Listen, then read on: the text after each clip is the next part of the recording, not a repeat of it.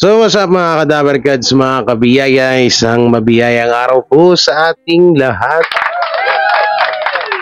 At welcome back to my YouTube channel, J. Guevara TV nga po pala, isang TVJ defender at reactor ng mga viral issue na nagaganap dito sa Pilipinas.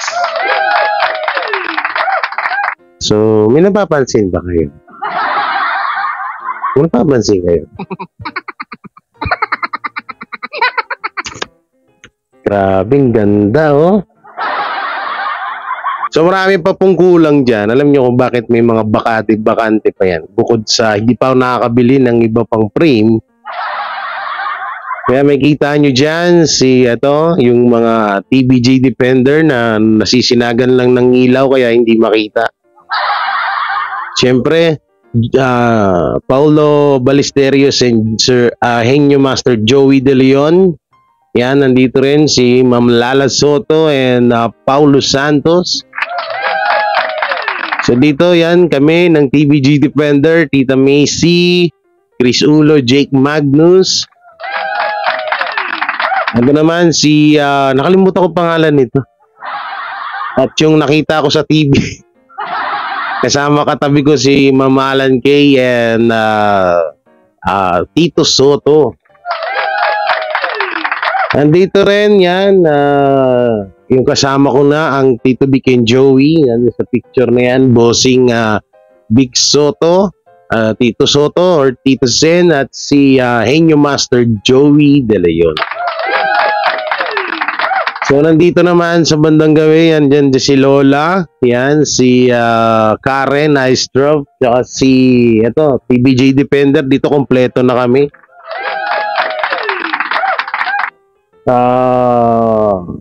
Model of Maynila, Batang Maynila to, it's Chris Ulo, Tita Messi, Jake Magnus, eto nandito pa nga si Boy Sardinas. So yan, iniba ko na yung ano natin, tapos yung mic nakabukod na, para kahit saan tayo magpunta, dala-dala natin yung mic, no? Alam niyo naman, medyo may pagka magulo tayo magblugug. So yun, ang pag-uusapan natin ngayon mga kadabarkads, yung tungkol nga po, na ba dati na vlog ko na rin yung about po sa studio ng bagong studio ng Itbulaga. Bagong studio ng Itbulaga. Di ba napag-usapan na natin yan dati, mga napag-usapan na natin yan. So ngayon, may bagong inano sa akin, may bagong in-update sa akin ng ating butihin na source from TVJ or TV5 production. Lupit ng source ko na yan. Nandun siya sa TV5. So pag-uusapan natin yan sa dulo na yan. At eto, isingit na nga lang din natin to. Isingit doon natin tong tawag dito. Isingit doon natin tong pinapauso na naman ng kabilang panig, lalo na yung mga vlogger doon, mga tulongges. Yung mga vlogger ho doon na tulongges, inaano ho nila. Tag dito, alam mo yun, hindi ko masabi kung inilalaglag ba nila si Paulo Contis, pinapahamak ba nila si Paulo Contis. Kasi nung nakaraan po may tawag dito, may nireaksyonan tayo na mapatungkol dun sa banat ni Paulo Contis mapatungkol sa Tito Vic and Joey. So ngayon, ang sabi ng mga vlogger dun sa kabila ay totoo po daw pala yun. Na tinawag niya nga pong matatanda at ano pa ba yung sinabi niya? Mawalang galang na daw. Hindi niya daw re-respetuhin ang Tito Vic and Joey.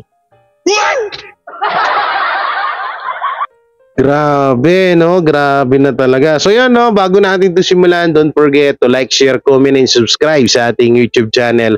At pakipindot na lang din po yung bell button para lagi tayo updated sa ating mga video araw-araw. Alam nyo kung bakit ano yan, may bakante. Dito, dadagdagan ko pa yan. Marami pa akong picture doon eh. May mas malaki pa nga doon. Oh, nandun. Wala pa dyan yung kay Ma'am Alan Kay. Kay yung dalawa kaming ni Henyo Master. Wala pa rin dyan yung kay Raisa.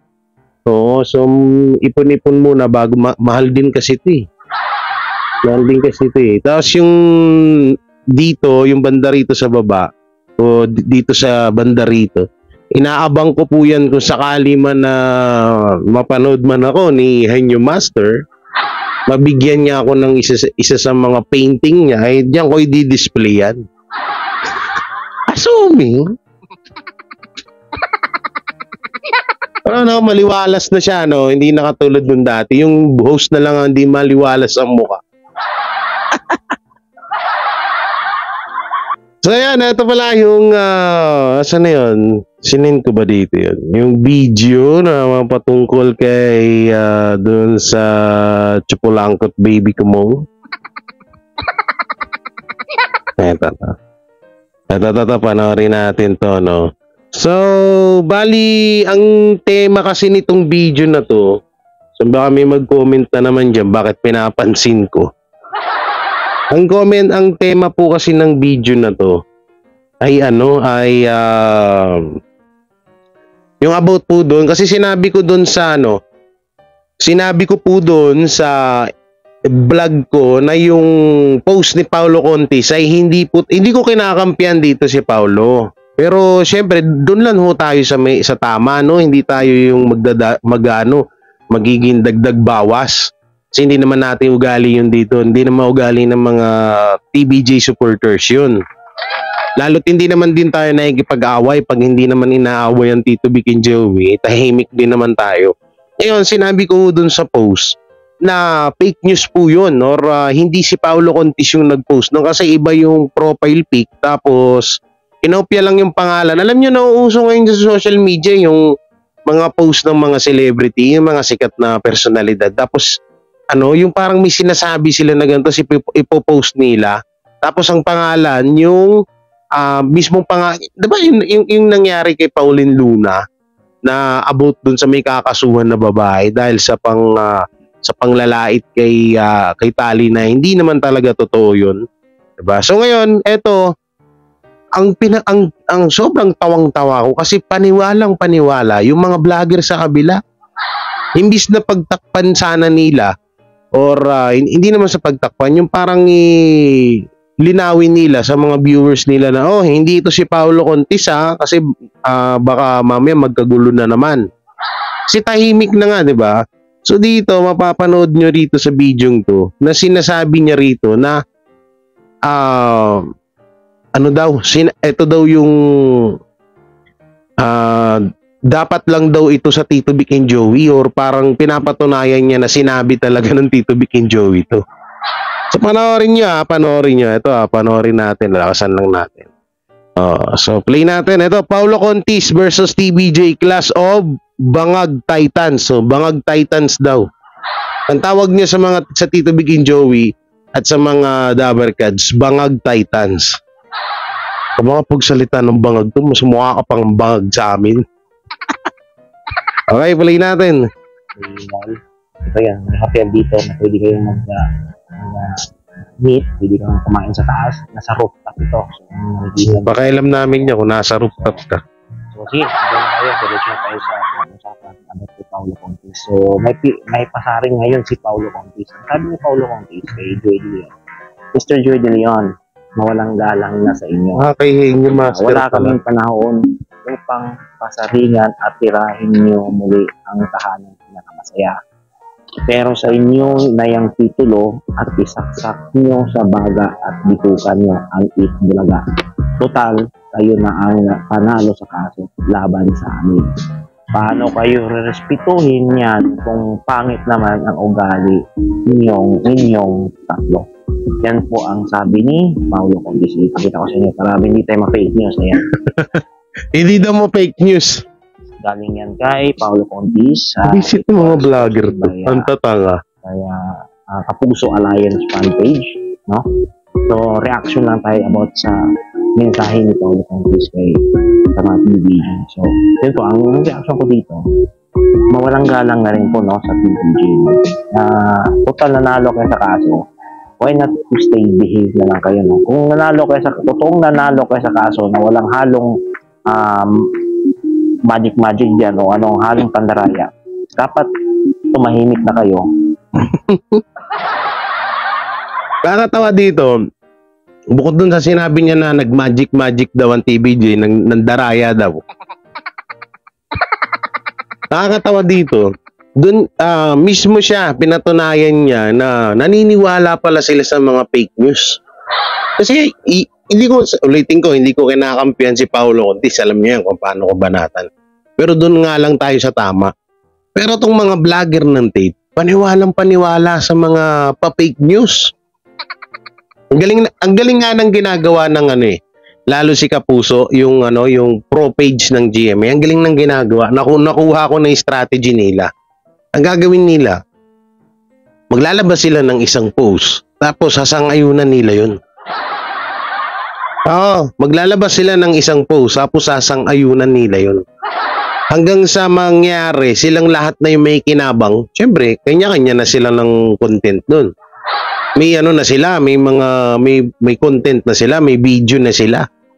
Magkaka-views na sila kasi banat na naman ni ni Paulo Contis eh. Pero sa totoong buhay, iyan po ay isang fake. Dahil una, yung picture ni Paulo Contis, tapos yung picture niya or tawag dito yung kanyang profile picture sa TikTok, sa TikTok tuloy. Sa Twitter, tsaka sa Instagram ay ibang-iba po. Tsaka kung i-check nyo, wala ho silang post na ganun doon. Ang nakakatawa lang ho dito sa mga vlogger na to, mga kadabarkads, doon pinatunayan nila mismo na puro sila pa fake news. Pero mo yung imbis na sabihin nila na, imbis na linawin nila na, oy, ganito, mga, ano bang tawag nila sa supporters nila, mga ulupong. Ay ganito mga ulupong, yung post na to ay fake news po. Wala pong post ng ganito si Paulo Contis. Ang ganda sana, 'di ba? Yun sana yung gusto kong marinig sa kanila. Kaso ang nangyari, silang ayunan pa nila yung fake news. Tapos sasabihin mo, may nag-magic ang Tito Vic and Joey or tawag dito, nandaya sa agawan ng trademark Nate Bulaga. Shut up your mouth. Sabihin mo, mga bangag titans, mas mukha ka pang bangag sa amin eh. At respetuhin nyo na yung decision ng korte. So, ang korte naman ng Marikina, yung Marikina is mabor naman sa inyo, PBJ, PBJ. So, wala na dapat kayong pasaring o mga masasamang salita na ibabato sa tape Inc. o sa tahanang pinakamasaya na show. Kasi ayun, settle na sila doon. Settle. Kung ganun pa rin ang estilo nyo, papasaring pa rin kayo ng masasamang salita doon sa tahanang pinakamasaya, sa GMA, sa TV, nagpapatunay lang na kayo talaga ay totoong talunan. Nanalo siguro lang kayo dahil mayroong alam na this. Alam na this Kasama ko. Ang tulunggis talaga nitong mga to. Na nangyayari. Kaya ganun ang nangyayari. So, sabi nila yan hindi ko to sabing may ebidensya kami, but yun ang kuro-kuro ngayon at ang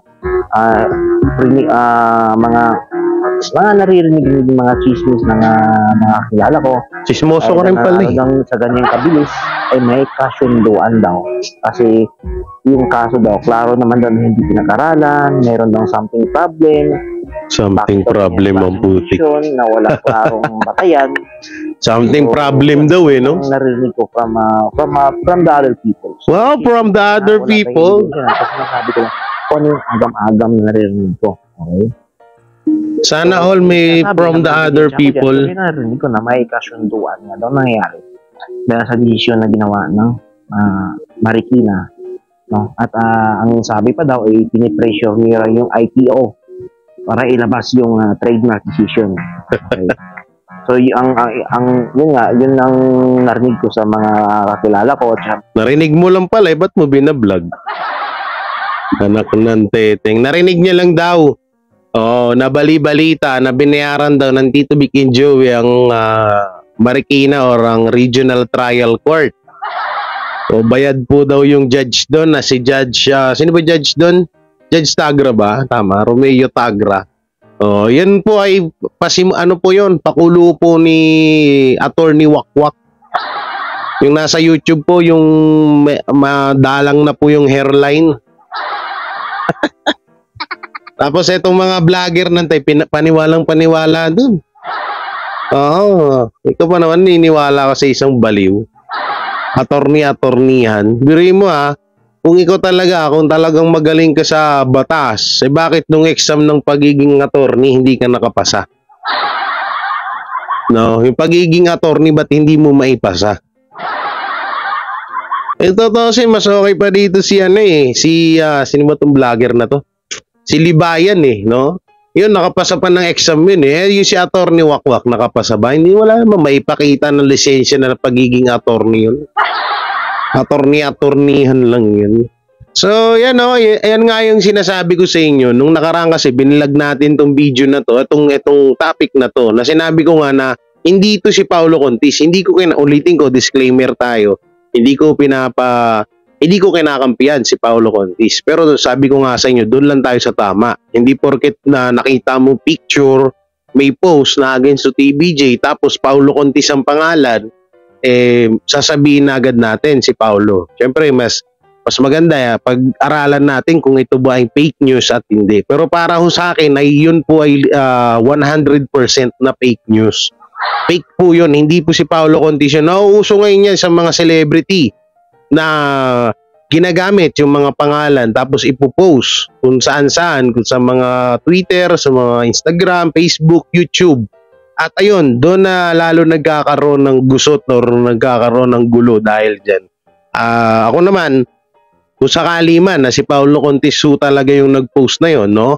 Kung sakali na gawin niya nga talaga yon, ako na mismo ang sa kanya, ang kukontra sa kanya. Unang-una, kung respeto lang ang pag-uusapan, sila ang hindi nagpakita ng respeto sa Tito Vic and Joey. No, kaya wag sila magsasalita na mawalang galang na, na binabanatan. Hanggang ngayon ako may halos araw-araw ako nakatutok sa Hit Bulaga. Wala namang pasaring na si Henyo Master simula nung nakuha ng Tito Vic and Joey yung trademark na Hit Bulaga. So wala naman na tayong narinig doon, 'di ba? Wala na tayong nakita, wala na tayong na subaybayan or na panood na binabanatan ni Joey De Leon ang itong tahanang di ko alam. Itong tahanang pinakamasaya or sila Paulo, sila Isko Moreno, sila Buboy Bilar. Hindi ko alam. Wala naman pong patama na si Henyo Master Joey De Leon. Kaya nga nilinaw ko yun kaya nga binilag ko yun. Oo, ang kinagulat ko lang na pinaniwalaan itong mga vlogger nila. Diba? Dito nyo makikita, nabubulol nahahawa na ako sa inyo.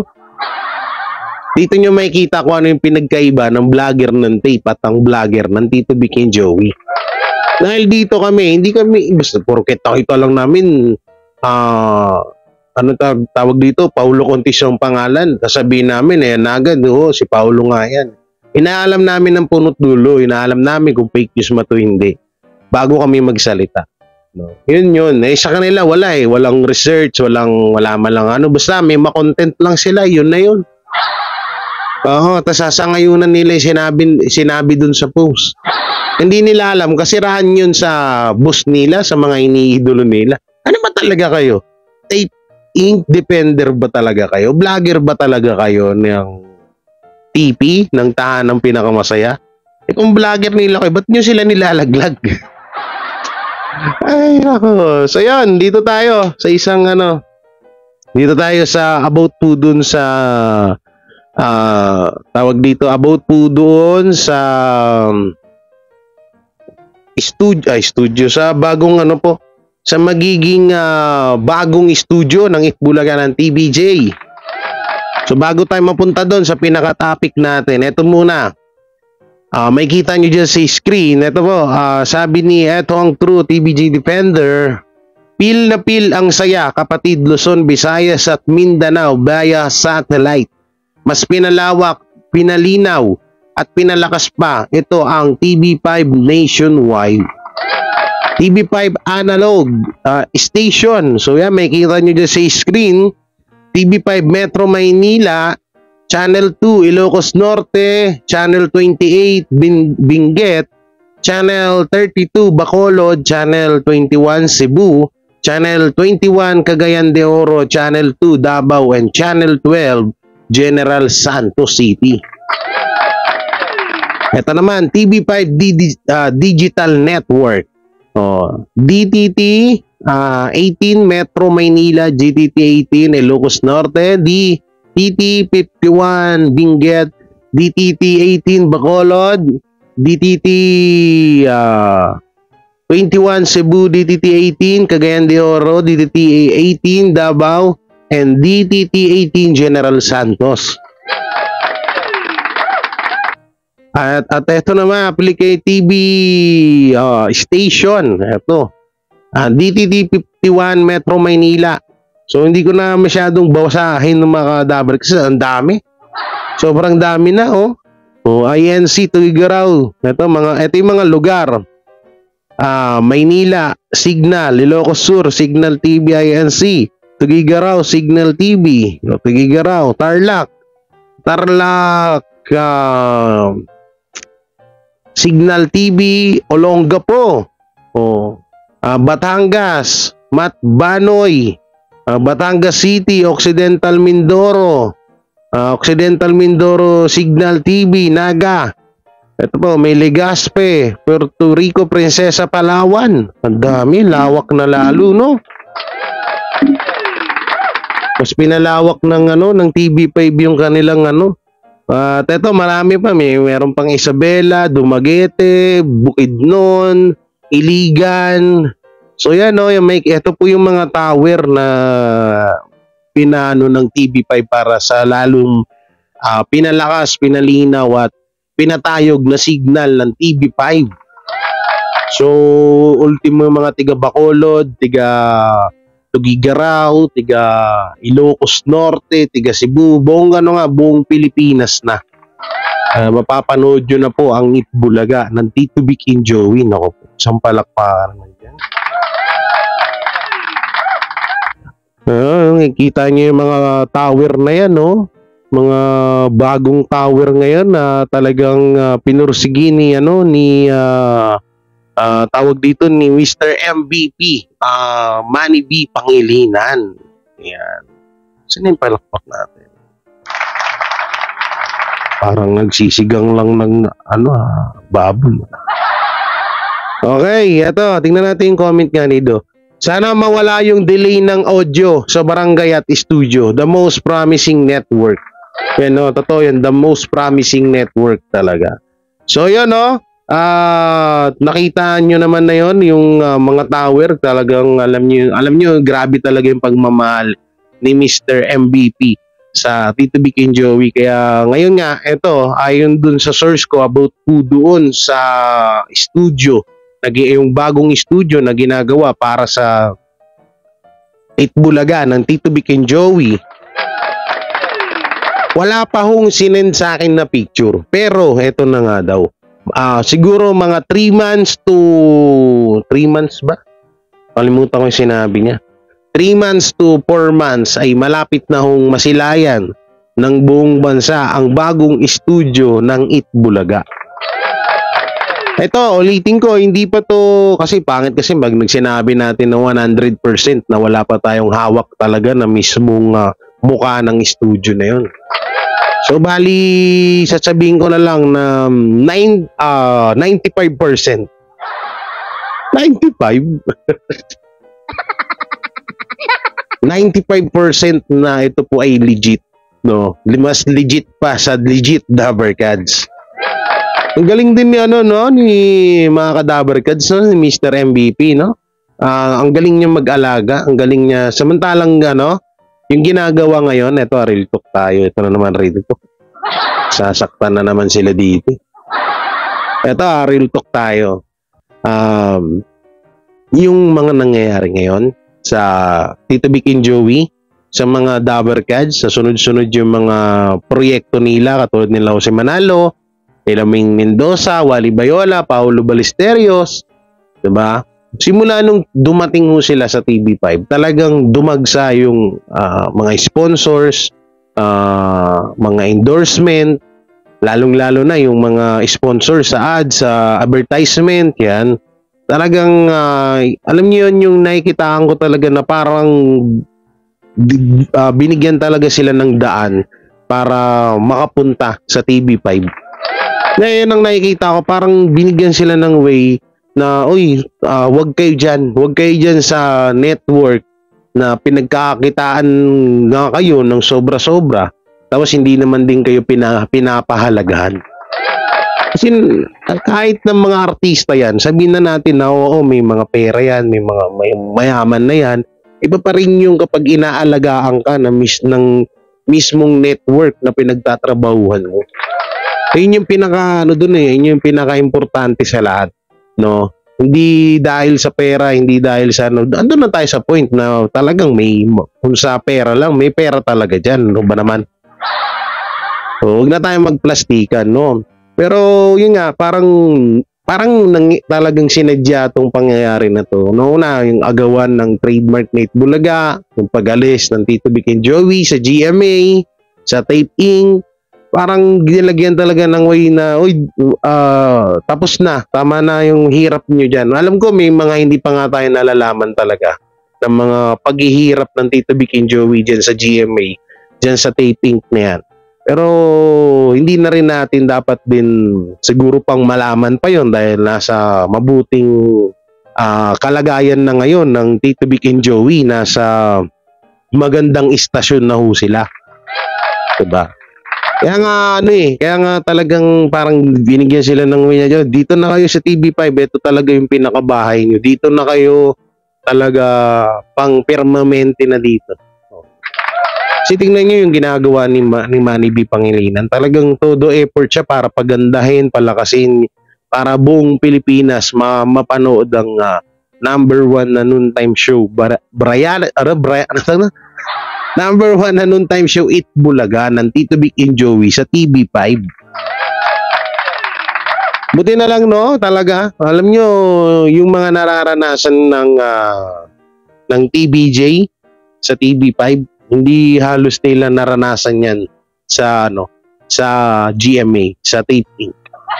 Alam nyo kung bakit? Paano ko nasabi? Sasabihin nyo kasi, paano mo naman nasabi, G? Kasi 44 years nga sila dun. 43 years nga sila dun. Eh, tatagal ba sila ng ganun kung hindi rin maganda yung pakikisama? Ito na lang eh. Minsan din kasi ang mga artista, parang tayo lang din, tao din naman din yung mga yan, no? Hindi naman yung mga robot. Siguro, may mga pagkakataon din talaga na okay naman yung pakikisama ng kabila sa kanila, ng kabilang grupo. Wala naman tayo na dumagagawa. Ang tanong, bakit sa tinagal-tagal? Ito ilang beses, siguro mga 2 beses ko na itong nabanggit sa vlog ko na bakit minsan hindi sila binigyan ng sarili nilang production. Ang Tito Vic and Joey. Diba? Sa tagal-tagal nila doon, hindi man lang siguro naisip din ng Tito Vic and Joey na magkaroon tayo ng sarili nating production kasi syempre ang taping hindi naman sa atin yan, sa kay Halusos yan. Syempre kailangan din natin ng sarili natin gawa ng katulad yan, may mga magkakaedad na tayo, kailangan natin yan. Ayun ang pinagtaka ko eh. Doon din ako bumase na may something nga talaga doon sa taping kasi birin mo, sa loob ng 43 years, hindi man lang sila binigyan or hindi man lang sila inalok na magkaroon ng sariling production. Doon yung makikita na kung gaano kagahaman ang Tape Inc. Tingnan nyo sa TV5, di ba? Pagpasok, may sarili na agad silang production. Ganon dapat talaga yun. So, ang mali lang talaga dito ng Tito Vic and Joey, nagpakatiwala. Hindi nila alam na bandang huli, wawalang yain sila. So yan mga ka-Dapper Goods, mga kabiyay, hanggang sa muli, Jay Guevara TV nga po pala, isang TVJ Defender, at maraming salamat sa walang umpayin nyo na suporta sa ating #1 na noontime show na Eat Bulaga ng Tito Vic and Joey sa TV5. At syempre, huwag nyo pong kalimutan na mag-like, share, comment, and subscribe sa ating YouTube channel, at pindot na lang din po yung bell button para lagi tayo updated sa ating mga video araw-araw. So maraming salamat. Ingat po kayo palagi. God bless, and mega love shoutout, special shoutout sa mga patuloy na sumusuporta kay Jay Guevara TV on and off cam. Alam nyo, minsan hindi ko na nga alam kung paano ko sila pasalamatan talaga ng gusto, dahil alam nyo yung kahit hindi ako nangihingi talaga sa kanila, sila yung kusang nagbibigay sa akin. So alam naman, sila kasi yung nakakaalam ng totoong buhay ko, kung ano ba talaga ang nangyayari sa buhay o sa likod ng camera kay Jay Guevara. So, ano ba yung mga responsibilidad na kinakaharap nitong tao? So, sila yan. Mega love shoutout kay Kuya Armin Patricio at Ate Irene Patricio, kay Lorian and Ate Rose, kay Mami Teresa Arong, Mami Rena Baher. At syempre, yun, sama ko na rin. Mega love shoutout dyan sa tawag dito sa BMB Group and TVG Forever, at yun, pakisubscribe po Chris MTV. Diyan naman po ako nagcha-charity vlog. Bali dalawa po kami dyan ni Kuya Chris. Kaya Chris MTV, yung M, ang ibig sabihin ng M, wala pa rin ako dun. Wala lang, Chris MTV lang, naisipan namin yung pangalan. Dapat nga dun Chris J. Sabi ko, wag na, pangalan na lang Chris MTV. Kaya pa-subscribe nyo, dyan yung mapapanood yung mga charity project natin. So yan, hanggang sa muli, ingat po kayo palagi, and God bless, and peace, and bye-bye. Sila ang TVJ Defenders, pagtatanggol ang katotohanan sa mga bashers. Tunay ang kanilang dala, katotohanan talaga. Ano mang sabihin nyo ay di yan sa kanila uubra. Mga salita nyo na di katotohanan, sila ang patunay na merong katotohanan. Wala silang kinatatakutan, basta nasa tama kanilang paglalaban. Ang TVJ ay kanilang susuportahan, sila ang defenders na laging nasa likuran. Jay Guevara, Jake Magnus, Chris Ulo, Tita Messi, sila ang nandyan.